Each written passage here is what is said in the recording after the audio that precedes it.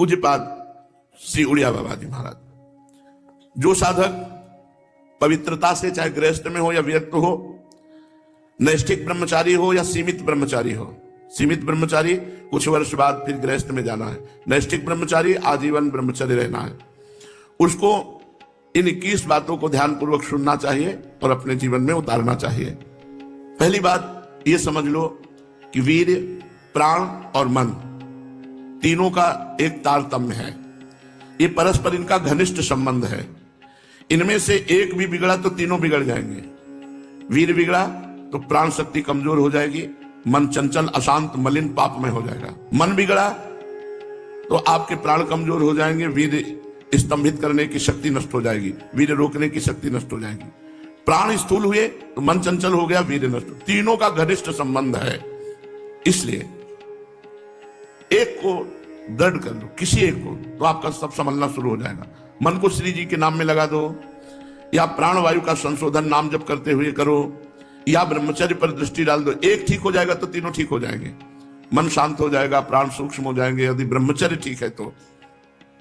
पहले ब्रह्मचारी को कब्ज से बचना चाहिए। बहुत सहज सरल उपाय है कब्ज नष्ट होने का, इसका हमने वर्षों प्रयोग किया है। वो छोटी हर पीस लीजिए, मिक्सी में पीस लीजिए या सलबट्टा से पीस लीजिए, सहज पीस जाती है। उसको एक डिब्बे में रख लीजिए और ईसबगोल की भूसी, एक कटोरी में 2 चम्मच ईसबगोल की भूसी डालिए और 1 चम्मच या 1.5 चम्मच छोटी हर डालिए। दोनों को मिला दीजिए और पाउडर ऐसे थोड़ा मुंह में डालिए और दूध से ऐसे ऐसे करके फिर लीजिए, फिर डाल लीजिए। 2 बार में, 3 बार में, 1 बार में, जितने में आप आ जाए। और 250 ग्राम दूध, ज्यादा दूध नहीं, 250-300 ग्राम दूध ले लीजिए और इसको 1 हफ्ता लेते रहिए। अपने आप आंतों को सही करके कब्जियत नहीं होने पाएगी। मन अवरुद्ध होना ही ब्रह्मचर्य के स्तंभित करने में बहुत परेशानी हो जाएगी, क्योंकि वो गर्म और बहुत विकार युक्त होता है। जो कब्ज है कई रोग पैदा कर देती है। इसलिए ब्रह्मचारी को चाहिए कि प्रातः काल उठकर कम से कम 500 ग्राम पानी हल्का सा गर्म करके वज्रासन में बैठ करके धीरे धीरे 5-10 मिनट में पीना चाहिए। फिर 200-400 कदम टहल करके फिर शौच जाना चाहिए। आप देखना, आप कब्जियत की शिकायत खत्म हो जाएगी अगर आप ऐसे करेंगे। दूसरा, मैदा और पकवान और चाय, ये कब्ज बनाने वाली चीजें ब्रह्मचारी को नहीं लेनी चाहिए। जब तक 50 की आयु ना हो जाए तो चाय पीना ही नहीं चाहिए, चाय की जरूरत ही नहीं है। 50 के बाद ठीक है, 50 वर्ष की आयु हो गई, अब उसके बाद थोड़ा शरीर गर्म करने के लिए लेने लगी, कोई बात नहीं। लेकिन जवान साधक को चाय आदि की जरूरत नहीं है बेमतलब में। कुछ साधक काफी, और ये सब चीजें उनकी हैं जो बहुत ऑफिस में काम कर रहे हैं, जग रहे हैं, थोड़ी चाय ले ली, फिर गर्म हो गए, फिर सेवा में लग गए। साधक को नहीं लेना चाहिए। ब्रह्मचारी को चाय, कॉफी, ये चीजें, कोई भी व्यसन नहीं लेना चाहिए। तीसरा, अत्यंत आवश्यक हो तो किसी को छुओ, नहीं छुओ मत। रोगी को छूने के लिए कोई परहेज नहीं है। मान लो कोई रोगी है, आप सेवा में लगे हो तो उस समय कोई परहेज नहीं, पूरे बिल्कुल प्यार से उसकी सेवा करो, कहीं कोई तुम्हारा नुकसान नहीं होगा, क्योंकि भगवत भाव से सेवा कर रहे हो। आपने किसी को छुआ तो परेशानी हो जाएगी। इसीलिए बच के भगवत मार्ग में चलना है, बच के। अब वो कैसी पवित्रता से है, कैसे विचार वाला है, कैसे आचरण करता है, उसके सारे परमाणु शरीर में, आप टच करेंगे वो परमाणु आप में आ जाएंगे, बच के। चौथा, किसी से अश्लील बातें मत करो। ब्रह्मचर्य रहना है तो गंदी बातें, भोग संबंधी बातें, अश्लील बातें ना करें। 5वां, बाल काढ़ना, काला लगाने लेना बालों में, मांग का, ये सब बिल्कुल नहीं। कपड़े, इसी 5वें में बाल, कपड़े, श्रृंगार, शौक, शौकीनी, ये सब ना करें, क्योंकि ऐसा करने से शरीर, मन, बुद्धि, ये तीनों रजोगुण से युक्त हो जाते हैं और साधक का पतन होने लगता है। एक साधक को देखा, वो स्वर्ण के ऐसे आभूषण का, किस लिए भाई? बोले निषेध है क्या आपका? बिल्कुल निषेध है। रज के पात्र में पाने का आदेश है, धातु के किसी भी तरह के व्यवहार को मना किया गया है। तो फिर तो महंगी वस्तुएं, इनको धारण करने की जरूरत ही नहीं है। शरीर राग त्यागना ही तो वैराग्य है। क्या कपड़े बदल लेना केवल वैराग्य है? शरीर राग त्यागना, गर्मी सर्दी सहना, गाली अपमान सहना, दुख सहना, यही हमारा परम धर्म है। दुख सहना, तिरस्कार, अपमान, निंदा, ये जब हम सहते हैं तब हमारा परमार्थ पुष्ट होता है। छठवां, वही वस्तु पाओ जिसमें तुम्हें ज्यादा स्वाद न मिले और तुम्हारा स्वास्थ्य ठीक रहे। तुम्हारा शरीर बलयुक्त हो, सात्विक भोजन हो और स्वाद रहित भोजन हो। तो ऐसी चीज मत खाओ पियो जो तुम्हें बहुत पसंद है। सात्विक भोजन करो जो स्वाद रहित हो।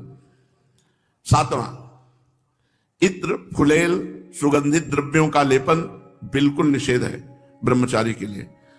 सुगंधित द्रव्य लगाना, इत्र, फुलेल लगाना, ये बिल्कुल निषेध है, नहीं लगाना चाहिए।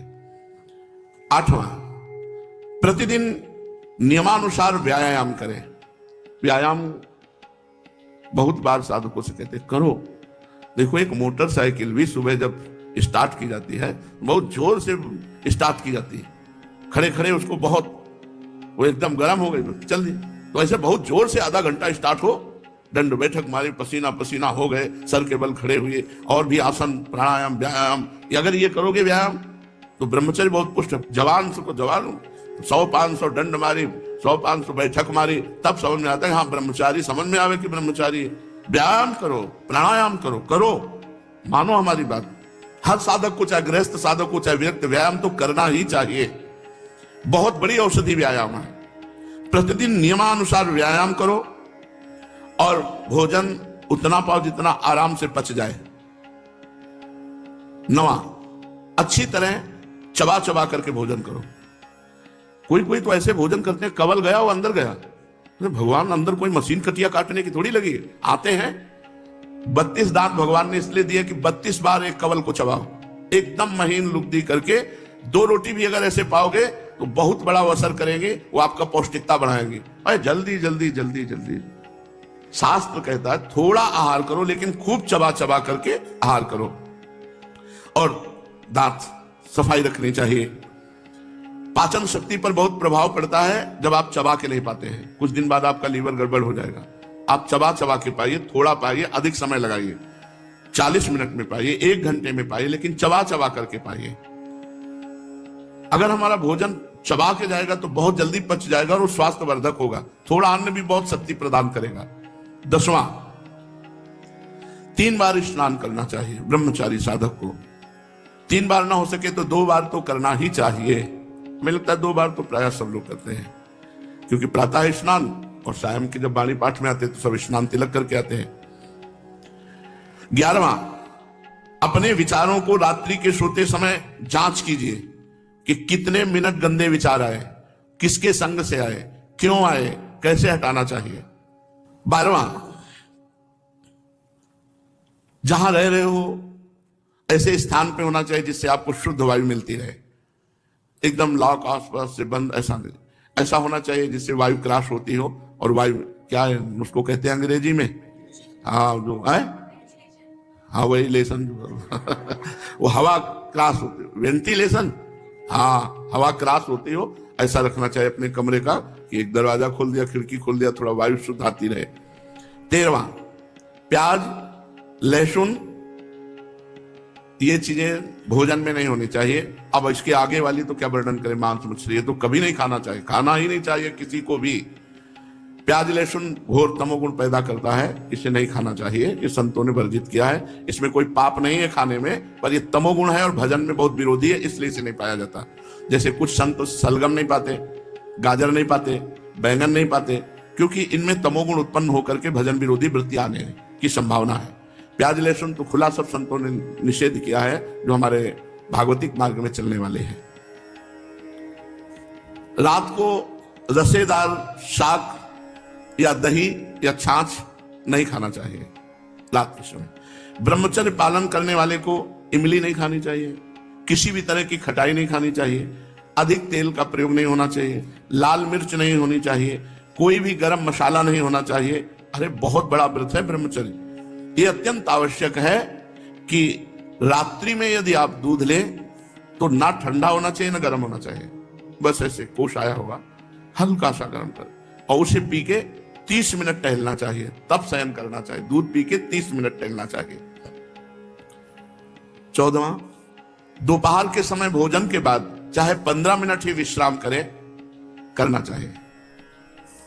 वैसे वर्णन है 16 दाई करवट, 32 श्वास सीधे और 64 बाई करवट। इतने में 15 मिनट हो जाएंगे या कम में भी हो सकता है। कम से कम भोजन के बाद 15 मिनट तो विश्राम करना ही चाहिए मध्याह्न में। यदि रात्रि में आप जगते हैं तो मध्याह्न में सो सकते हैं।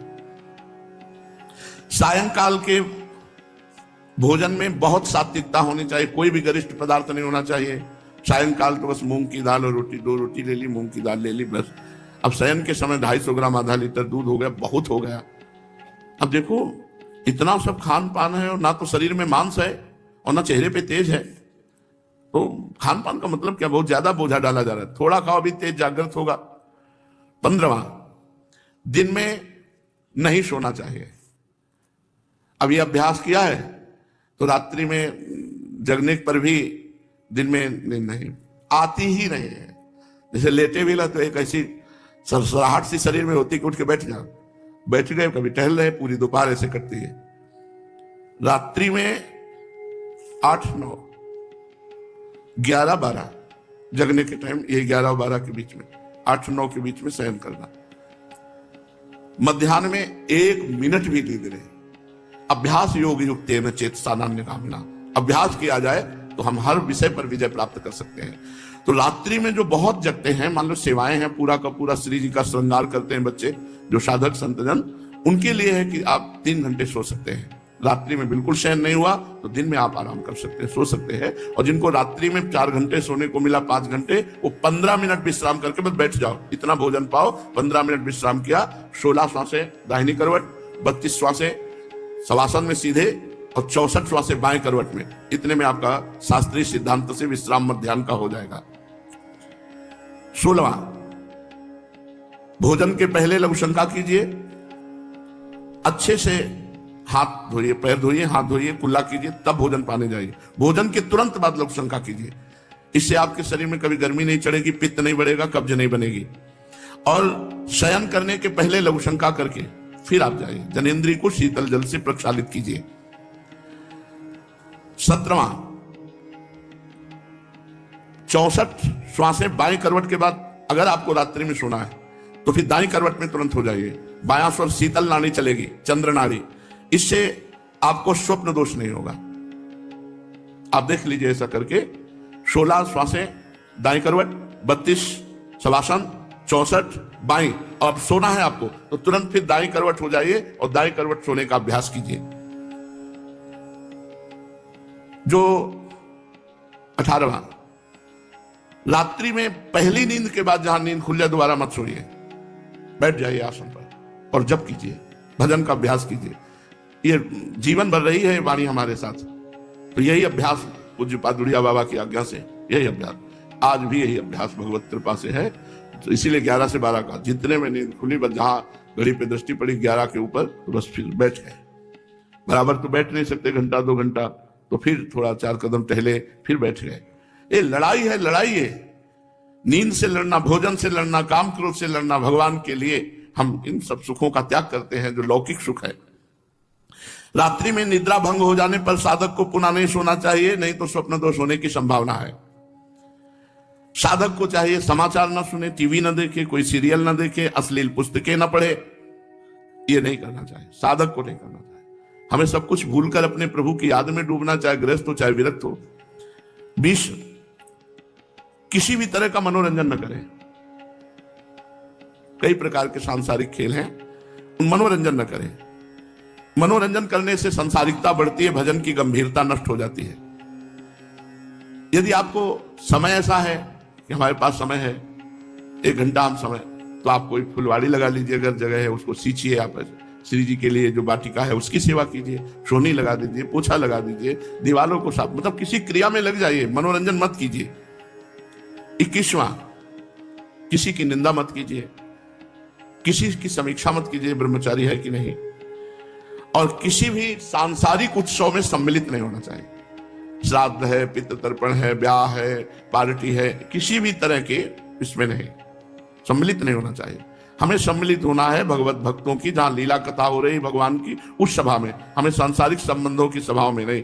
लो बाबा निमंत्रण है, आप आ जाइए ब्याह में, किसी के भी ब्याह में सम्मिलित होना, पार्टी में सम्मिलित होना, मुंडन के उत्सव में सम्मिलित होना, पितृ तर्पण आदि के, श्राद्ध आदि के, किसी में भी नहीं। किसी भी ऐसे उत्सवों में सम्मिलित नहीं होना जिनका संबंध संसारिक क्रियाओं से है। ब्रह्मचारी उपासक को चाहिए कि